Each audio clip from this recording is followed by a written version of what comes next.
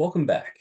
So, as we've talked about so far, some jobs may be riskier or less pleasant or more demanding than others, while some might offer other benefits like flexible hours, safety, or job satisfaction. These characteristics play an important role in determining wages, as workers will demand higher wages for jobs with undesirable traits and might accept lower wages for jobs that offer better working conditions or have better traits. This leads to a balance between the wage and job characteristics that we can model with what we call a hedonic wage function. This function helps us understand how wages adjust based on job traits, particularly based on the risk of those jobs. The hedonic wage function is just a way to describe how wages change based on the features of the job. The function shows how much extra pay workers need to accept a riskier job or how much less pay they're willing to accept for a safer, more comfortable job. It's really just a tool for understanding how wages reflect the good and the bad parts of different jobs. Workers don't just look for the highest wage, they also care about other aspects of the job. In this case, we're going to be talking about safety. So workers weigh the trade-off between higher wages and the job risk to find the combination that gives them the most satisfaction possible or the most utility possible. So for an intuitive example, some workers might prefer a lower paying job with more safety, like an office job, over a higher paying but more dangerous job like construction work. Isoprofit curves represent combinations of wages and job characteristics, in this case safety, that give a firm the same level of profit. Safety or better working conditions often require additional costs to the firm, whether it's through safer equipment, more training, or better facilities. As a result, if firms want to offer more safety, it'll have to pay lower wages to maintain the same profit level. The upward slope of the isoprofit curve means that to maintain profitability, firms trade off higher wages for their workers with less investments in safety, and vice versa. Isoprofit curves are concave, and this reflects the idea that safety improvements become more costly as more safety is provided. So early investments in safety, like providing helmets or the most basic training, are relatively cheap and effective for firms. However, making a workplace perfectly safe, getting it all the way down to zero risk, is extremely expensive. This means that each additional unit of safety costs more than the previous one. Thus, we see the diminishing marginal returns set in. The hedonic wage function shows how wages adjust in the market based on job characteristics, like risk or unpleasantness. These are the two most common examples. Firms that offer riskier jobs must pay higher wages to attract workers, while jobs with better conditions might offer lower wages. The hedonic wage function emerges from the interaction between workers' preferences for safety and firms' costs of providing safety. Workers and firms come to an equilibrium where wages reflect the trade-off between risk and the workers' pay across the markets. In essence, workers make decisions by balancing wages and job characteristics, and they do that to maximize their utility. Firms do the same. They make those decisions by balancing wages and the costs in order to maximize their profit.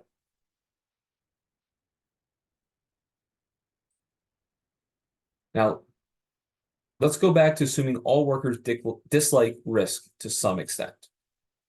But even when we assume that there are no risk-loving people that want to actively seek out risk, different workers still dislike risk differently. Some are very, very opposed to it. Some are more willing to accept some risk.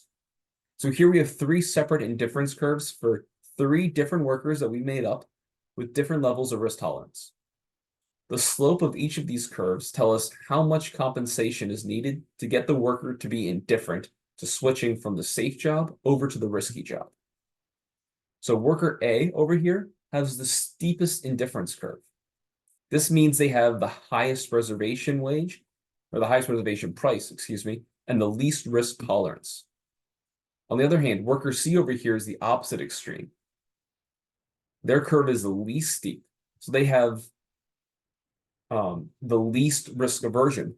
It takes a lot less money. They have the lower reservation price in order to get them to switch from the safe job to the risky job. Now, remember before how we said that indifference curves cannot intersect for the same worker. That's still true. It still holds in this.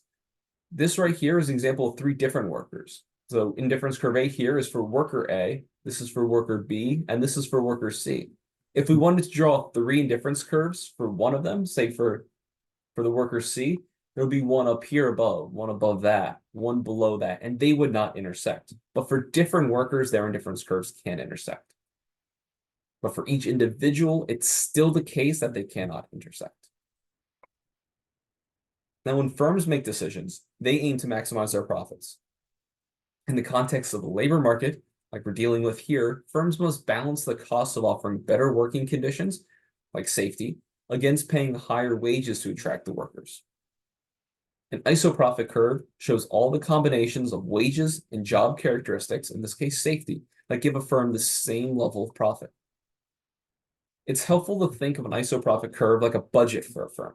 If they pay workers more, they might spend less on safety. Or if they invest heavily in making jobs safer, they might offer slightly lower wages because they've spent all that money. Either of these combinations will allow them to stay within the same overall profit level. Each curve represents a different level of profit, but the key is that within each curve, the profit remains the same, just with the different trade-offs of wages and safety. So this curve right here, at pi 0, this is the profit. Anywhere along this curve is going to have the same level of profit, whether the wages are high and the probability of injury is high, or we move down to point R where the wage is much lower, but it's much safer and there's a much lower probability of injury. The upward slope of these curves reflects the fact that providing more safety costs the firm more, so they need to lower their wages to maintain the same profit level. The curves are also concave because making jobs even safer as they go on and on becomes much more costly. So it shows diminishing returns on safety investments. Like how workers have different preferences for risk, so too do firms have different isoprofit curves. They have different preferences for the risk that they're allowing their workers to have during the production process. Some firms will find it cheap and relatively easy to improve safety or to reach a certain safety standard. So not just safety within their industry or what they believe is safe, but deemed a specific level that you can compare between industries. Other firms may find it more difficult. For instance, there's just no practical way to make tree trimming or police work perfectly safe. There is always going to be risk involved in these. Whereas in an office setting, it may be very, very easy and inexpensive for firms to reduce the chance of injury to very, very low. The figure here shows the isoprofit curves for 3 different firms, along with the hedonic wage functions for 3 different types of workers. So we have firm C here on the upper left. So basically what is going on with firm C is they're offering the highest wages, y-axis wages here, but they also have the highest probability of injury for their workers. Firm B right here in the middle is safer. They offer lower wages, but there's a much less of a likelihood of injury on the job. And then finally, at the other extreme, we have firm A. They offer low wages, but there's very, very low probability of injury. Firm A finds it cheap and easy to create a safe environment. So some of this may be the industry, some of it may be that the safety measures that they are able to take are cheap to implement. So if you look at worker X down here, that's their curve. They really value safety and they have a very high reservation wage to take a risky job. So that's why they're going to be down here. Firm C will not be able to pay them a high enough reservation wage and still stay in business in order to attract them to work a much riskier job. So they will match up here with firm A that offers a very safe work environment. This sorting is not random. Workers who want safety will seek out the safest firms. Now, it may not be that they're sitting there compiling a list of companies that are ranked for the safest to work for, but they'll only be interested in safe jobs, and they'll naturally look for the companies that offer their jobs who are also the safest employers. Meanwhile, other workers who enjoy risk, I think the textbook uses airplane test pilots as an example, they will naturally match with companies that allow more risk because, frankly, there's no way to remove risk from being a test pilot.